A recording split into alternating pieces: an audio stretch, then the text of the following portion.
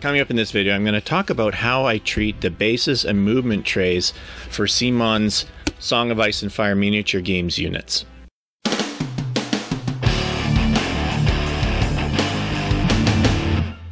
Everyone, welcome back to Mini Junkie. My name's Jarrett. So for the Song of Ice and Fire miniatures, which I think are really good quality, like I am really digging painting them and looking into the game, and I haven't played it yet, but I'm really into it.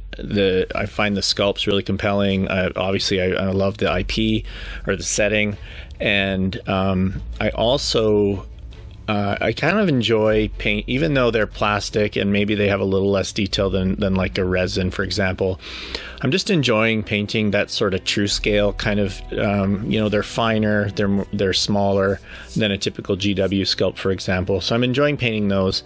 But when it comes to the trays, there's a few things I'm doing as far as the base and the trays. And probably the most important aspect of how I do these trays, if you want to follow along or do them in a similar way, is to get your hands on some Vallejo texture paste that goes under a number of different names depending on which one you're getting. But I typically use Dark Earth texture paste, or I forget if it's called. I'll put it on screen, and I'm going to link below to the Amazon page for it. By the way, if you click that link and order anything, even something else, it does help the channel. It's an affiliate link, so thank you for that if you do that. But I use that for all of the trays and all of the bases, and I'll be using that for pretty much every miniature I do. Well, actually, I even use it on the WizKids Nolzur's miniatures I've been painting. Almost every base I do, instead of gluing sand, I actually use this texture paste instead. I like how it creates a fine and sort of irregular pattern and texture on the base. And I like how it turns out after dry brushing and painting. Specific to the Stark bases, you know, they're from the north, winter's coming, maybe it's not here yet, I think. So I've been approaching the snow angle a little differently. So if I do, let's say, the Free Folk later, where they're literally from beyond the wall, where it is snowy, I will probably put more snow on the base. But when it came to the Starks, what I wanted was like a frozen ground, tundra, sort of slushy snow here and there kind of look, but not full-on winter. To achieve that, I did a few things. One is the choice of colors I used for dry brushing. You'll see that in the video. One is using dry brushing the tufts with white so that they look frosted, and I totally stole that idea from a guy on the Song of Ice and Fire miniatures game, that's a long title, Facebook group. I stole that idea because I thought it looked great, so full credit to him. And I also used Secret Weapons crushed glass and realistic water. You'll see that in the video, where it creates, like I said, more of a slushy, icy look and not pure white snow. And I guess the last thing I'll say about snow is, if you're not, and this is true of any kind of basing approach you're taking with these trays, if you do it, let's say you put a blob of snow all over the tray and all over the bases, what can happen is you're creating such a stark, no pun intended, contrast with the base and the figures, that what can happen is you look and you see what you're seeing is white polka dots, right? You're mostly seeing square trays of white polka dots as opposed to snowy terrain with dudes on it. So, and I actually think that goes for grass, that goes for, like, if you're using really green grass tufts and you put one on every single spot of the tray, you're going to see a green polka dot tray. So what I do is I put tufts, but I try to make them more organically spaced. They're just wherever, and I try not to necessarily cover the whole thing like that. Same thing with the slush. And I like the slush because it is very subtle and it doesn't have a lot of contrast, so it doesn't sort of overwhelm the visuals of the Stark units themselves. And I think that's it, so I'll go into the rest of this as we look at the tray on my workbench or on my painting table, and you'll see how I go about preparing these trays, and maybe you'll pick up something you want to use for yourself.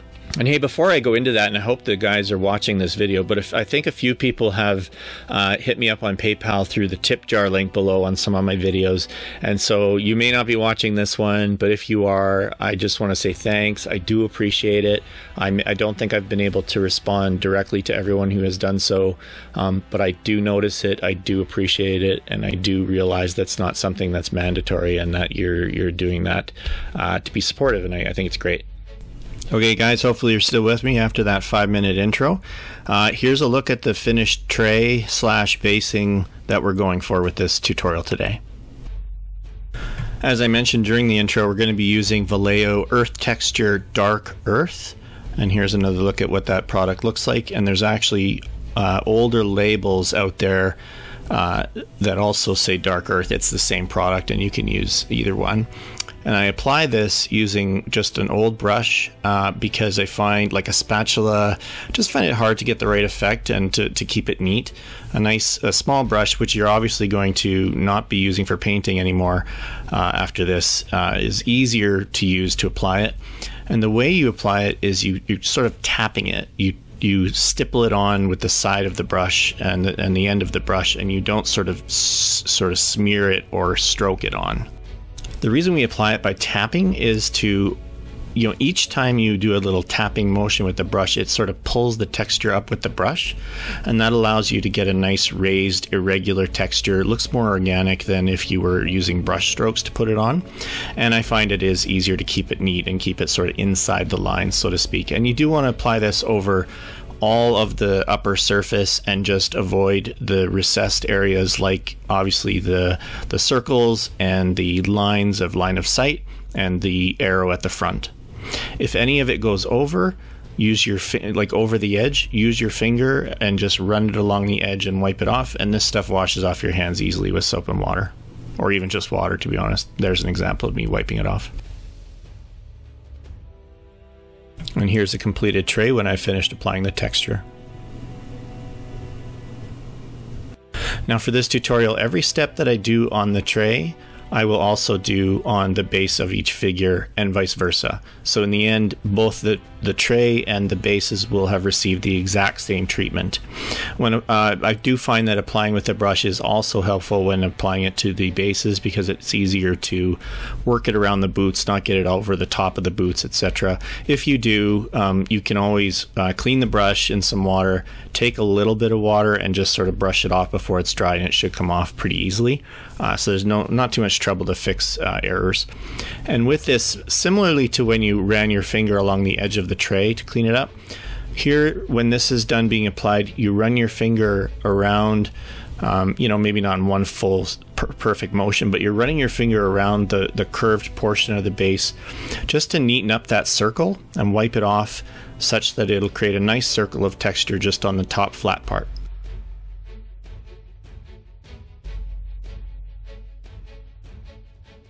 And here's a look at the tray with all of the guys' bases done as well. And now what you're going to do is let that dry. It usually takes a few hours or more. You can tell just by touching it when it's dry, basically. And then I come back and I use my airbrush, but you could, as long as you make sure it's perfectly dry, it can definitely take regular brushing without much trouble. And I go through and I prime the whole thing black, including, in this case, the models themselves. If I was going to prime the models white, I would basically just spray the primer on the base part and not worry too much about the fact that it's getting on their boots and stuff.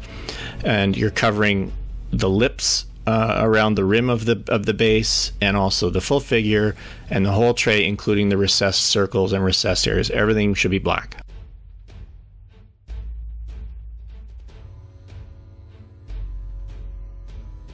Now there's 3 colors used in the dry brushing of the bases and the tray.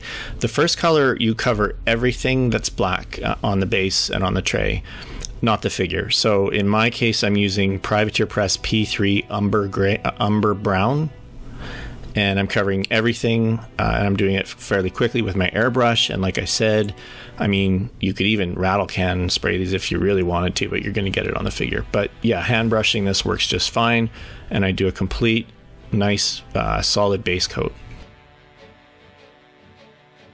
Your colors, you can be very flexible with this, but my first color is a rather heavy dry brush of Rucksack Tan from P3 Privateer Press. But again, if you want to go for a different look, all you're going to do is change the colors of the initial base coat, the first dry brush, and the second dry brush. For me, I'm using Rucksack Tan for the earth. And of course, as mentioned, I'm doing the exact same thing to the movement trays everywhere that there's texture, and avoiding the flat recessed areas of the lines, the arrow, and the circular depressions for the bases. You will probably get some both in there and over the edges, and what you're going to do is later you're going to come back and clean that up, and we'll see that in a bit. On the Lannister bases, I would be using Menoth White base as the last dry brush, but for Starks, I'm using Administratum Gray. I wanted like a bluish gray to create a look of the ground being frosted, cold, just give a cold appearance to the ground and to the movement tray. And for the movement tray, I used a larger brush in this case because I just wanted to speed things up. And it's okay to apply this in a slightly patchier, you don't have to perfectly dry brush every spare section of it because it's supposed to look organic and natural. So as I just mentioned earlier, all of this dry brushing is going to be messy both for the base rims and for the tray in terms of the edge around the outside of the tray or even the recessed portions. So all you do is take your P3 Umber Brown, that's what it's called, sorry guys, and just paint it back and clean it up and do the same on both the lip of the base and the tray. And that's what you see me doing here. It's purely a cleanup, and once that dries, it'll blend in.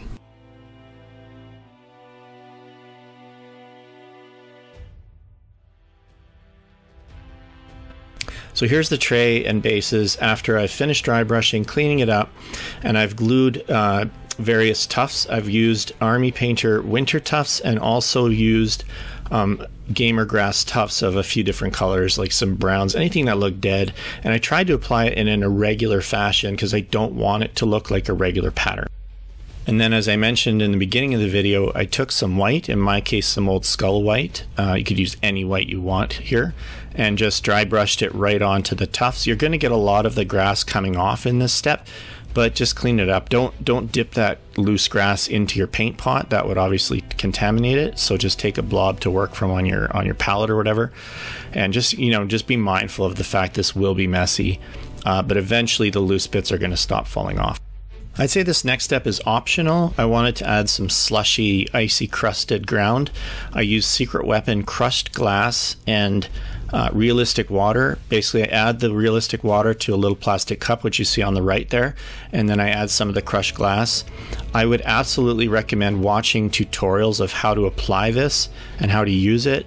Just Google it. It's from Secret Weapon, and he's done tutorials, and I watched a couple of those before I went ahead and did this. Then I just apply it with an old brush, very, very similar to how I applied the texture. I'm using a dabbing motion to create like irregular shapes and bumps and ripples in the snow / slush. But be careful with this stuff. It is glass. You don't want to inhale it. You don't want to get in your eyes. Definitely watch the videos so that you have the safety recommendations in mind. In my case, I tended to apply the snow slush to any of the bases where I had not applied a grass tuft, because I didn't put grass tuft on every single base and I didn't put snow on every single base. I made it irregular. Here's a look at the finished unit in terms of the bases and the tray. Really happy with how this turned out. It looks like cold, frostbitten ground, which is what I wanted. The unit itself, I'll actually have a separate tutorial coming up on how I painted those, but overall I love the impression that this unit gives. That's it for this video. I hope you found it entertaining and informative. If you did, consider sharing, maybe liking, and even subscribing if you want to see more. There's definitely going to be more Song of Ice and Fire videos coming up. Thanks again for watching.